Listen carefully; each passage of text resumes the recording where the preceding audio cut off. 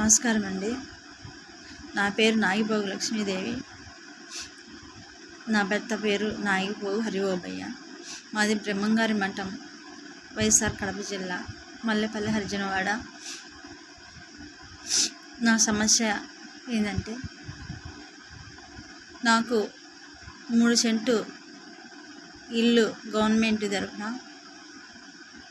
అనుబంధ పట్టా చేసి ఇవ్వడం జరిగింది ప్రభుత్వం తరఫున, బిల్డింగ్ లేని వాళ్ళకి. అప్పుడు నేను 3 సెంట్ల స్థలంలో 1.5 సెంటు ఇల్లు కట్టుకున్నాను. మిగిలిన 1.5 స్థలంలో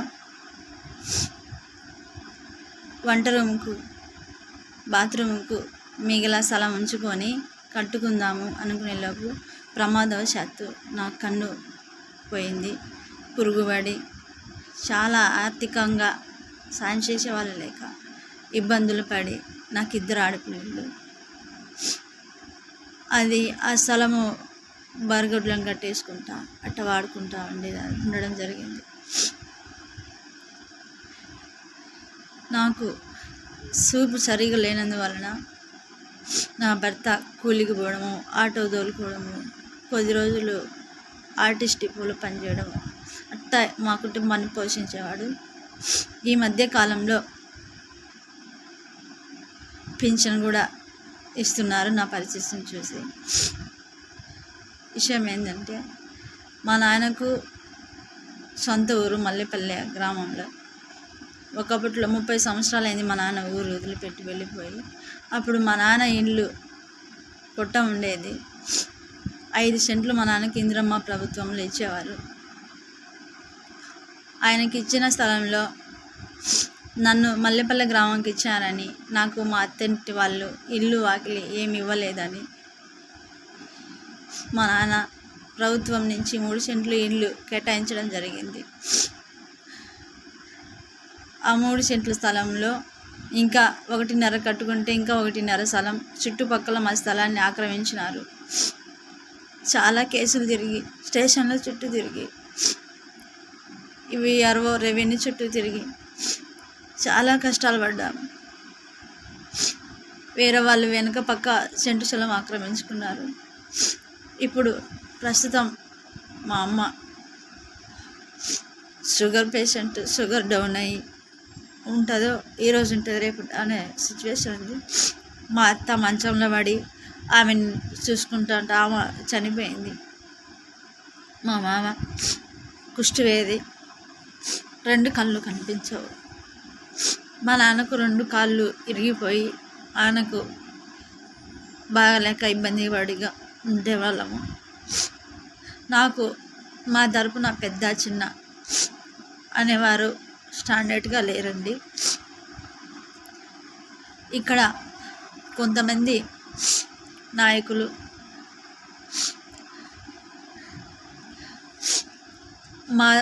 మా క్యాస్ట్ వాళ్ళు, మేమేసి మాదిగ వాళ్ళం,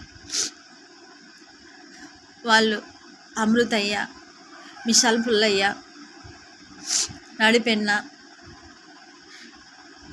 ఇలా చాలామంది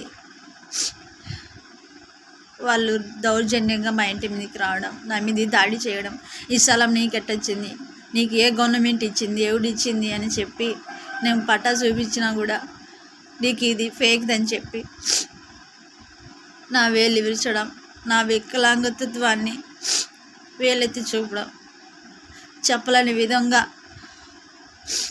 బూతులు తిట్టడం, చాలా అవమానకరంగా వేధించడం జరుగుతుండేది. నా స్థలం కోసం మరియమ్మ నేమ, నాగిపోగు మరియమ్మ, భర్త పేరు నాగిపోగు చిన్నయ్య. ఆమె ఎప్పుడో 25 సంవత్సరాల కిందట ఫేక్ అనుబంధ పారం తెచ్చుకొని, ఇప్పుడు నాకు అడిగే వాళ్ళు ఎవరు లేరనే, మరి నేను వికలాంగురాలని తెలుసుకుని ఏమో, ఆమె మనుషులను 3 గ్రామాల నుంచి సాచెట్టిపల్లె, జోగుబల్లె, అయ్యర్పల్లి నుంచి మనుషులు తెచ్చి ఒకసారి దాడి చేసింది ఇంటి మీదకి. రక్షణ కోసం మఠం పోలీస్ స్టేషన్కి ఫోన్ చేశాను. అక్కడికి వెళ్ళి కంప్లైంట్ చేశాను. కేసు కూడా కట్టారు. వాళ్ళ కాగితాలు ఉంటే వాళ్ళు ఇవ్వండి, మీ ఉంటే మీ ఇవ్వండి అంటే మా ఇచ్చేసాను. మా దొంగతనంగా ఫేక్ అయితే నేను కలెక్టర్ దగ్గర నుంచి తెచ్చుకోను. మాకు గవర్నమెంట్ తరపున బిల్లింగ్ కూడా ఇంకా లాస్ట్ ఫైనల్ బిల్ కూడా నాకు ఇవ్వలేదు. ఆ మరియమ్మనేమో ఇప్పుడు మల్లేపల్లె గ్రామంలో స్కూల్లో హై స్కూల్లో చీపింగ్ చేస్తూ ఉంటుంది. ఆమె భర్త లేడు, చనిపోయాడు. ఆమె ఒక బాబుని తెచ్చుకొని పెంచుకుంటుంది. ఆమె ప్రతిరోజు ఎవరొకరిని ఇంటి దగ్గరికి పిలుచుకొని వచ్చి గొడవ చేయడం, మమ్మల్ని ఏదో ఒకటి తిట్టడం చేస్తూ ఉంది. మేము కేసు పెట్టడంతో కొత్త వాళ్ళను వస్తే మేము కేసు కట్టాము రావద్దని సార్ వాళ్ళు పోలీసు వాళ్ళు చెప్పడంతో వాళ్ళని తీసుకురాకుండా ఇప్పుడు పాత శత్రువులైన వీళ్ళని అమృతయ్య, నడిపెన్న,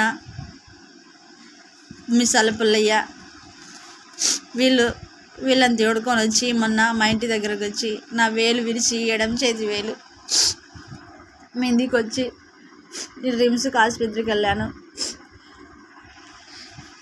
రిమ్స్కు పోయి చూపించుకొని అక్కడ కూడా కంప్లైంట్ చేశాను. ఇన్ని చేర్చాను కానీ వాళ్ళను ఏ విధమైన చట్టపరంగా మందలిస్తున్నారో పిలుస్తున్నారో కానీ తెలియదు. మా మీదికి మాత్రము ఆమె రోజుకొకరిని పిలుచుకొచ్చి గొడవ చేసింది.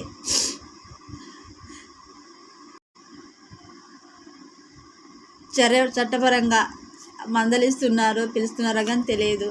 మా మీదికి మాత్రము ఆమె రోజుకొకరిని పిలుచుకొచ్చి గొడవ చేసింది. ఈ అనుబంధ పడం ఫేకు, నువ్వు యాడ తెచ్చుకునే లంజం ఉండాలి. చాలా అవమానకరంగా మాట్లాడిన పుల్లయ్యను, నడిపెన్నను వీళ్ళను అందరూ చట్టపరంగా పరిగణలోకి తీసుకొని మాకు ఇలాంటి వాళ్ళ నుండి రక్షణ కల్పించాలని ఈ వీడియో ప్రతి ఒక్కరికి, నా మీద దయగలిగిన వారికి చంద్రబాబు నాయుడు వరకైనా తీసుకెళ్తారని అందరినీ ఆశిస్తున్నాను. వారి నుండి మాకు ప్రాణహాని కూడా ఉందని, నాకు నా పిల్లలకు రక్షణ కల్పించమని అందరినీ వేడుకుంటున్నాను. అదేవిధంగా నెల నుంచి కలెక్టర్ ఆఫీస్ చుట్టూ నుంచి తిరుగుతున్నాను. వాళ్ళు కాగితాలు ఇస్తున్నారు, ఎంఆర్ఓ ఆఫీసులో ఇవ్వమన్నారు, అక్కడ ఇచ్చాను కానీ ఏమీ జరగటం లేదు. నెల కిందట మా రిజిస్టర్ ఉంది, కాగితాలు అన్నీ ఉన్నాయని చెప్పిన వారు ఈరోజు వెళ్తే ఈరోజు ఎంఆర్ఓ ఆఫీస్లోకి వెళ్తే ఈరోజు 29వ తేదీ 7వ నెల 2025 సంవత్సరం. మాకు ఆ రిజిస్టర్లో కూడా లేదంటున్నారు. మేము చాలా కష్టపడ్డాము ఆర్థికంగా.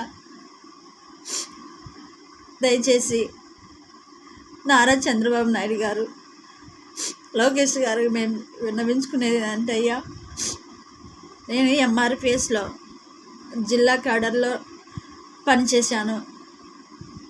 4 సంవత్సరాలు కష్టపడి పనిచేశాను. మాకు ఓటు కూడా డబ్బులు ఇవ్వలేదండి. ఎందుకంటే మీ ప్రభుత్వంలోనే మాకు బిల్డింగ్ వచ్చింది, మాకు ఒక నీడ వచ్చింది. కానీ ఇప్పుడు ఆ ఇల్లు కూడా మాకు లేకుండా చేసేదానికి మేము టీడీపీ నాయకులం అని చెప్పేసి రాజకీయంగా మా మీదకి దాడి చేస్తున్నారండి.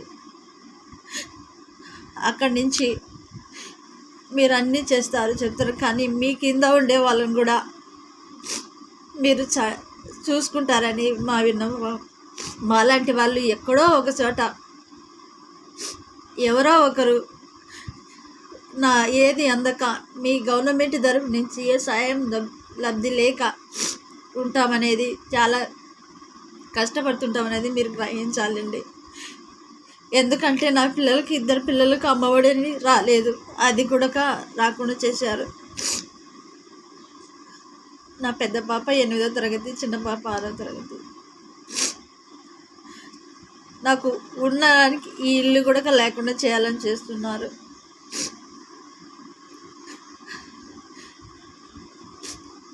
ఏదన్నా కంప్లైంట్ ఏదైనా ఇచ్చినా కూడా మాకు ఏది న్యాయం జరగడం లేదు. కనీసం ప్రెస్ మీట్లు అవి పెట్టేది అని కూడా, ఎందుకంటే మా అలాంటి వాళ్ళే ప్రెస్ మీట్లు కూడా తీసుకోరు. మాకు ఇచ్చిన ఈ ఇంటి స్థలంలో మాకు బాత్రూము, కిచెన్ కట్టుకునేదానికి చాలా కష్టపడి తిరుగుతున్నాము. ఎవరు మాకు స్పందించకుండా మాదే తప్పుంటున్నారు. ఆమె ఫేకు మరియమ్మ అనే ఫేక్ కాగితం తీసుకొచ్చి ఆమె రౌడీజం చేసి పెద్ద పెద్ద మగవాళ్ళందరినీ తెచ్చి మాకు రోజు ఇంటి మీదకి వచ్చి దౌర్జన్యం చేస్తున్న వారిపై ఇలాంటి వారిని కూడా మీరు గ్రహించి మాలాంటి వారికి న్యాయం చేస్తారని, వేరే దారి లేక మా ఫోన్లలో మేమే వీడియోలు చేసుకుంటున్నామండి.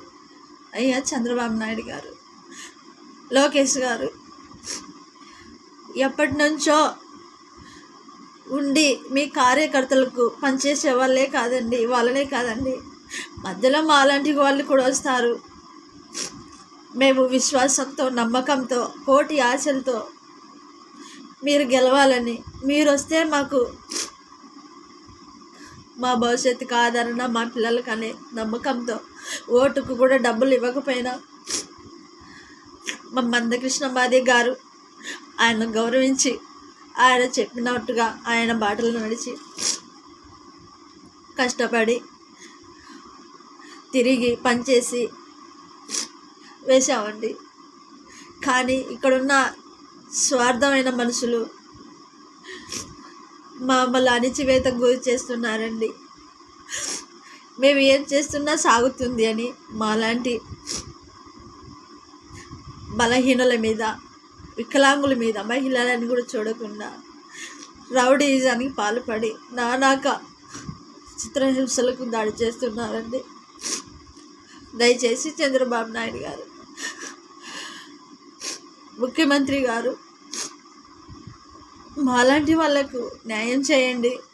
మా విషయాలు ప్రతి ఇంటికి, ప్రతి గ్రామంలో మీరు పంపించే ఏదైనా కానీ, ఒక రూపాయి కానీ, ఒక వర్గం కానీ, నిధులు కానీ, ఏదైనా కానీ ప్రతి ఇంటికి చేరుతున్నాయా లేదా అనేది దయచేసి మీరు చూడండి.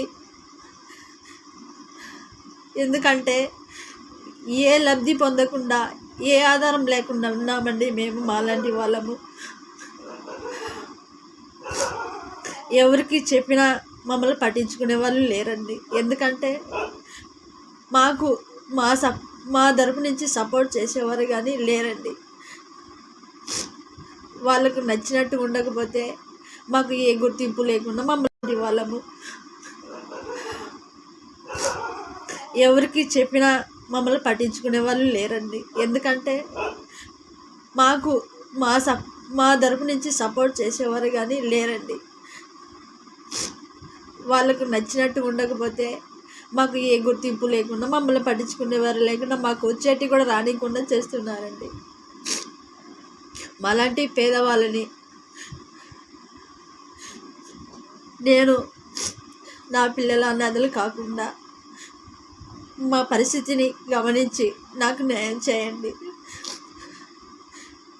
మీరు వస్తే మా కోటి కాంతులు వెలుగొస్తుందన్న ఆశని మాకు నెరవేర్చండి. నేనే కాదండి, నాలాగా చాలామంది ఉన్నారండి. దయచేసి నా వీడియోని చూసి స్పందించండి. ప్రతి ఒక్కరూ నా పరిస్థితిని, నా బాధను చూసి స్పందిస్తారని వేడుకుంటున్నాను. నాకు బ్రహ్మంగారి మఠంలో అంత రాజకీయమే అండి. మాలాంటి వాళ్ళ పరిస్థితి, మాలాంటి వాళ్ళ సమస్యలు పట్టించుకోవడం లేదండి. ఎక్కువ ఎవరైతే నాయకుల సపోర్టు అట్లా ఏదన్నా ఉంటేనే జరుగుతున్నాయండి ఇక్కడ పనులు, లేకపోతే జరగటం లేదండి. అమ్మఒడి తల్లికి వందనం అనేది స్కూల్కు వెళ్ళారా లేదా, లేకపోతే పరిస్థితుల వల్ల స్కూల్కు వెళ్ళలేదా, అసలు ఏం జరిగిందో కూడా తెలియకుండా మాకు తల్లికి వందనం కూడా రావడం లేదండి. దయచేసి మాలాంటి వాళ్ళని ఇంటింటికి పంపించి కనుక్కొని మాకు ఏం అందుతున్నాయి పథకాలు, ఏం అందలేదనేది దయచేసి నాకే కాదు నాలాగా చాలామంది ఉన్నారు, అది కనుక్కొని చేయండి. మాలాంటి వాళ్ళ పరిస్థితి గమనించి మాకు న్యాయం చేయమని వేడుకుంటున్నాను.